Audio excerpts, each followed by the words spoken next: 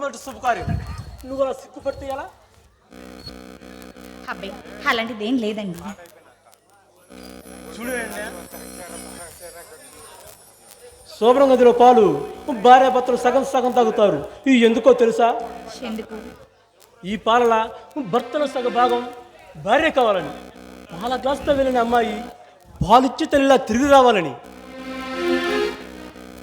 ఏంటనండి సిగ్గా?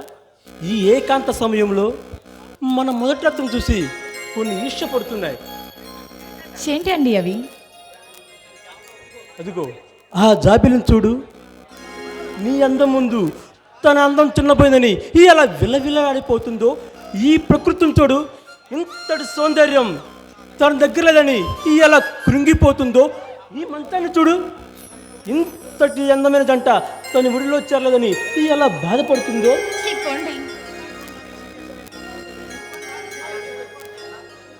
అలా సిగ్గుపడితే ఎలా?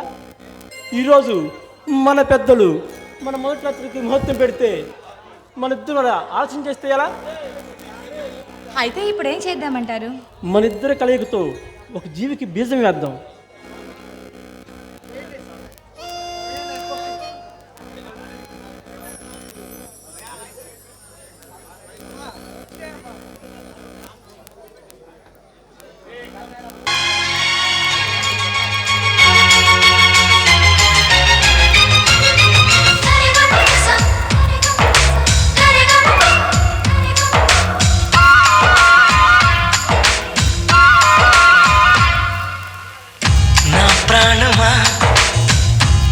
స్వాగతం నీదే సుమా ఈ జీవితం.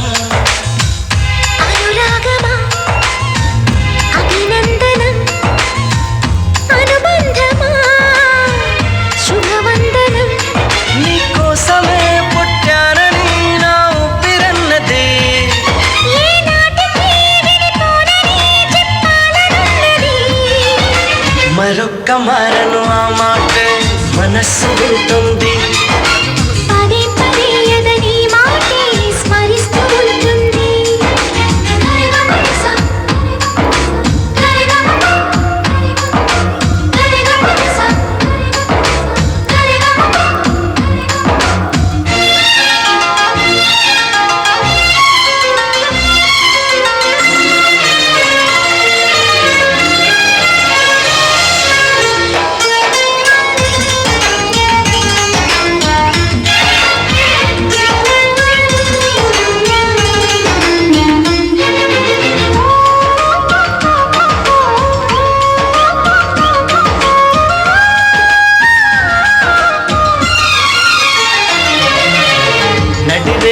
నిలబడుగా వెన్నెలగా నువ్వు నవ్వుతుంటే, ఈ హాయి చెదరదుగా నా జతగా నువ్వు చింతనుంటే. చలికాలం రాదుగా వెచ్చనైన కౌగిలికి, చిగురిపుడు రాలదుగా పచ్చనైన ఆశలకి. ప్రేమే పందిరై బ్రతుకే విరపూసే వేళ, మరొక్క మారను ఆ మాటే మనస్సు వింటుంది.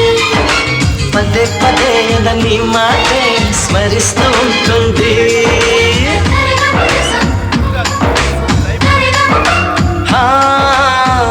నా ప్రాణమా సుస్వాగతం నీదే సుమా ఈ జీవితం.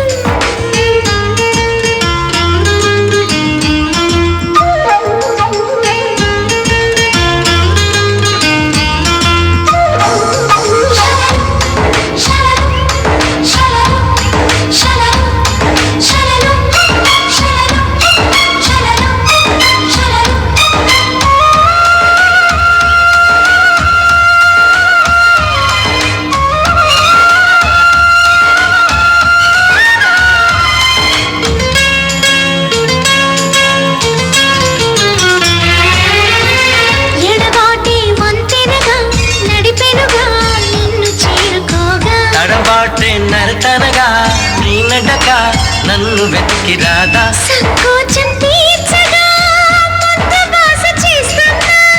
సంతోషం సాక్షిగా మూక భాష వింటున్నా. నీలమై నేనే